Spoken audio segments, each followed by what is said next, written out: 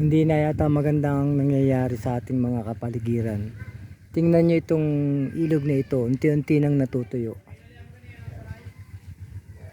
Na dati ay napakataas ng tubig dahil sa sobrang init. Dahil ng sikat ng araw, sobrang tindi ng sikat ng araw. Tingnan nyo naman ang ating mga ilog. Ayan.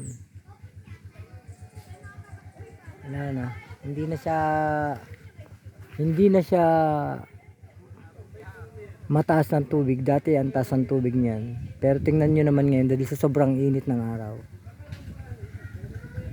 Nakakalungkot dahil unti-unting natutuyo ang mga ilog.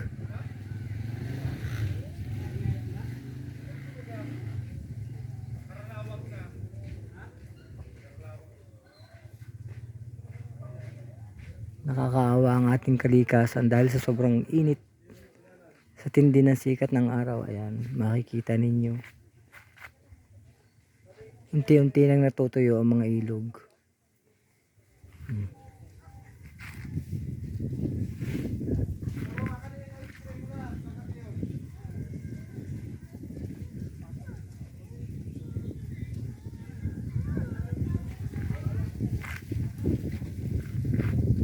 Dati maganda itong pagmasdan kasi asul yung tubig. Medyo maganda pa yung tubig. Mataas pa yung ilog. Pero sa ngayon nakikita ninyo talagang wala. Ano na, bumaba yung level ng tubig. Hanggang sa yan, nakikita nyo na nakalitaw na yung lupa.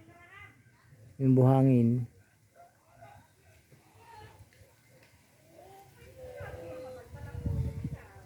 Ano na nangyayari sa ating kapaligiran?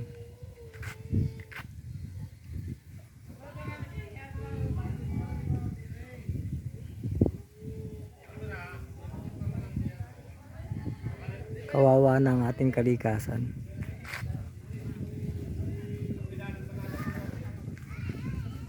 Nakakalungkot.